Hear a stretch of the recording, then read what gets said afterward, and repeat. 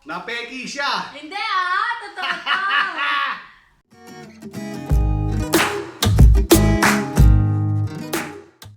Hi! Welcome back to my channel! Today, mag-unbox ako ng in-order ko from Japan. First time ko mag-order online. Actually, second time sa Japan. Yung first time, buto na lang honest yung pinagbilan ko, binalik niya yung pera ko kasi nung tinanggap niya yung bag, fake pala. At least honest siya. Kaya umulit ako sa kanya. Eto na! I-unbox na natin. This will be my last purchase. Hopefully. Kasi wala na akong trabaho. Hindi ko na kaya itong bilhin pag nasa Pinas na ako. So, i-unbox ko na! Ito pala. Di ba napaka-risky bumili sa online kasi hindi mo naman nakikita yung item. So ako, parang gut feeling ko lang kung trusted ba yung seller o hindi. Dahil nga itong seller ko, hindi ko kasi mabigkas yung username niya sa Instagram.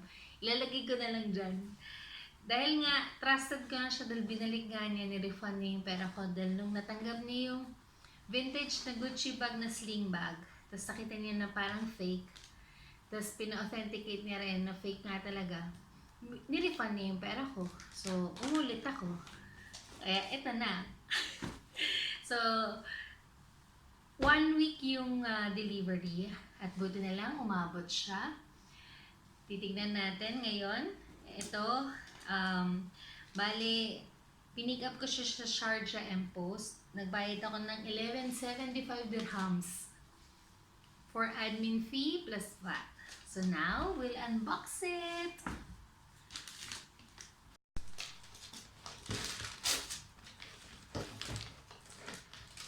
Mura lang naman to. Mura lang to, di ba, be? Promise, mura lang siya. Hindi na ako bibili ng mahal. Sana totoo at sana maganda.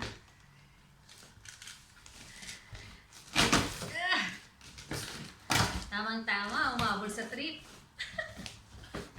Ito ay parang laptop bag or document bag. Ito na yung bag. Ito ay isang document bag or laptop bag na Louis Vuitton. So, mukhang totoo naman siya. Malalaman mo naman totoo yung Louis Vuitton. Pag yung ending dito, pareho yung ending dito. Pareho naman talaga yung asawa ko mo kontra. Oh, yan, pareho. Maganda pa yung handle niya, hindi pa ganun kaluma. Yung edge niya, okay pa naman. So, open ko siya. I'm so happy. Last na to, promise. Yung zipper niya sa loob, malinis pa, mga friendship. In fairness saka hindi siya amoy baul kasi yung ibang nabibili ko na second hand amoy baul. Oh, maganda pa siya Hanapin ko yung serial. So, ito yung free na twilly niya para lalagay ko dun sa handle. Thank you, Erica! At ito yung luggage tag na free. Humirit ako ng free luggage tag. It's so cute. At in fairness, bago pa. Anong tawag doon? Heat stamp. Papalagyan ko ng Hologram. initial. Sa Louis Vuitton. Sana totoo kasi hindi nila sa stampan to kaya hindi totoo.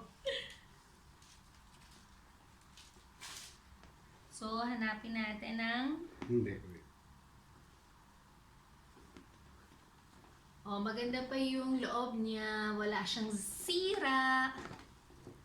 Yung serial number, hindi ko makita. Pinakita niya sa akin yun eh. It's somewhere out there. So, nakita ko ng serial. Medyo, andito. Medyo hindi na siya visible kasi vintage nga. So, ang flaws lang niya, medyo malakit yung, ang tawag dito, yung pockets. Pero okay pa naman.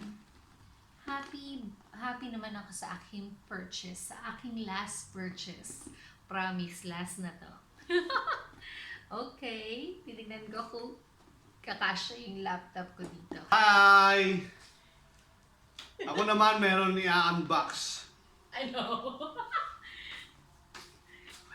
Teka lang ha, meron akong i-unbox. Nakikisali. So, lilinisin ko lang siya ng alcohol. Actually, mali yung ginagawa ko. Ano yung unbox mo? Ano yan? Hindi, kasi malagkit. Ay, hindi yan. Napeki siya. Hindi totoo to. Kontrabulate lang yung asawa ko. Ang lagkit eh. Mahilig siyang bumili ng ganyan. Napeki. Excuse me, this is not fake. So, ito yung laptop ko. Kasya naman siya. Perfect. Oh, so siya, laptop bag. So, ito na yun. I'm so happy. Papalinis ko na lang yung loob kasi medyo malagkit. Okay? Till next time!